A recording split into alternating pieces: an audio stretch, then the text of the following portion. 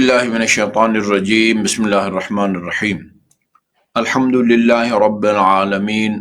والصلاة والسلام علی خیر خلقہ محمد وآلہ الطیبین الطاہرین واللعن الابدی علی اعدائہم اجمعین۔ محترم ناظرین و سامعین،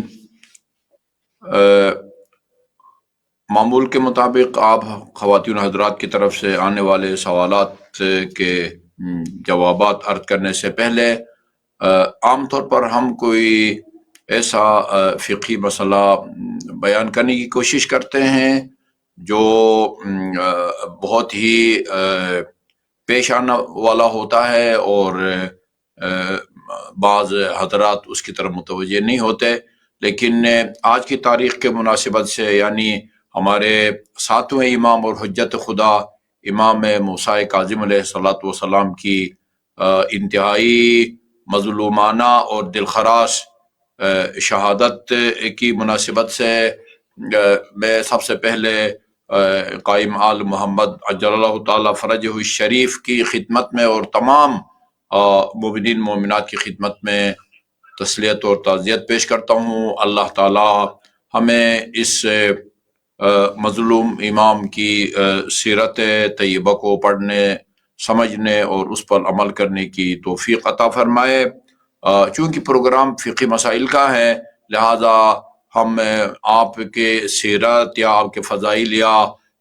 مصائب کے لیے زیادہ ٹائم نہیں دے سکیں گے۔ البتہ بطور تبرک میں آپ کا ایک فرمان، امام موسیٰ کاظم علیہ السلام کا فرمان آپ خواتین و حضرات کی خدمت میں پیش کروں گا، جس کو مرحوم ابن قولوی نے ہماری زیارات کی معتبر کتاب کامل الزیارت کے اندر نقل کی ہے۔ امام علیہ السلام نے فرمایا، یہ عبد الرحمن بن مسلم ہے، وہ کہتے ہیں دخلت علی الکاظم، میں ایک مرتبہ امام موسیٰ کاظم علیہ السلام کی خدمت میں حاضر ہوا، فقلت له، اور میں نے عرض کی، ایما افضل زیارت الحسین بن علی او امیر المؤمنین، فرزند پیغمبر یہ فرمائیں کہ امام حسین کی زیارت کا ثواب زیادہ ہے، افضل ہے، یا امیر المؤمنین علیہ السلام کی زیارت کا ثواب زیادہ ہے، او فلان او فلان وسمیت الائمۃ واحدا واحدا، اور اسی طرح میں نے ایک ایک امام کا نام لیا کہ ان میں سے کس امام کی زیارت کا اجر اور ثواب زیادہ ہے۔ تو آپ نے جواب میں فرمایا، یا عبد الرحمن من زار اولنا فقد زار آخرنا، جس نے ہم میں سے اول کی زیارت کی اس نے ہمارے آخری کی زیارت کی، ومن زار آخرنا فقد زار اولنا، اور جس نے ہمارے آخر کی زیارت کی اس نے اول کی زیارت کی، ومن تولا اولنا، جس نے ہمارے پہلے سے محبت کی اس نے ہمارے آخر سے محبت کی ہے، ومن تولا آخرنا فقد تولا اولنا، اور جس نے ہمارے آخر کی سے محبت کی اس نے ہمارے پہلے سے محبت کی، ومن قضى حاجة لأحد من اولیائنا فكأنما قضاها لأجمعنا، اور جو کوئی ہمارے چاہنے والے ہمارے دوستوں میں سے کسی کی حاجت روائی کرے،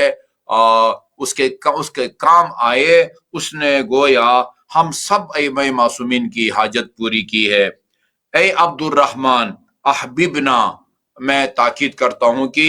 احببنا، ہم سے محبت کرنے میں جو کوتاہی نہ کرنا، وَأَحْبِبْ مَنْ أَحَبَّنْ مَنْ يُحِبُّنَا، اور جو ہم سے محبت کرے تم بھی اس سے محبت کرو، وَأَحِبِّ فِينَا، اور پھر ہماری وجہ سے لوگوں سے محبت کرو اور ہمارے لیے محبت کرو، وَتَوَلَّنَا وَتَوَلَّ مَنْ يَتَوَلَّانَا، ہم سے محبت کرو اور جو ہم سے محبت کرے اس سے محبت کرو، وَابْغِضْ مَنْ يَبْغَضُنَا، جو ہم سے بغض رکھے تم بھی اس سے بغض رکھو، الا ان الراد علینا کراد علی رسول اللہ، جس نے ہم کو رد کیا، ہماری بات کو ٹھکرائی، اس نے گویا رسول خدا کی بات ٹھکرائی ہے، ہمارے جد رسول خدا کی بات ٹھکرائی ہے، ومن رد علی رسول اللہ فقد رد علی اللہ، اور رسول خدا کی بات کو ٹھکرانا یہ اللہ کی بات کو ٹھکرانا ہے۔ اللہ یا عبد الرحمن، یہ راوی کا نام عبد الرحمن، اے عبد الرحمن، ومن ابغضنا فقد ابغض محمدا، جس نے ہم ائمہ کی سے بغض رکھا، دشمنی کی، اس نے گویا حضرت محمد مصطفیٰ صلی اللہ علیہ وآلہ وسلم سے بغض رکھا۔ ومن ابغض محمد فقد ابغض اللہ، اور جس نے محمد سے بغض رکھا اس نے گویا اللہ سے بغض رکھا ہے۔ ومن ابغض اللہ عز وجل، جس نے خدا سے بغض رکھا، کان حقا علی اللہ ان یصلیہ النار، تو حق بنتا ہے خدا پر یعنی یہ کہ اس کو آتش جہنم میں جھونک دے، یعنی وہ آتش جہنم کا حقدار ہے۔ وما لہ من نصیر، اور اس وقت اس کا کوئی ناصر اور مددگار نہ ہوگا۔ خدا کی بارگاہ میں دست دعا ہوں کہ ہمیں وہ تاحیات ائمہ معصومین علیہ السلام کے دامن ولایت و امامت سے متمسک رہنے کی توفیق عطا فرمائے۔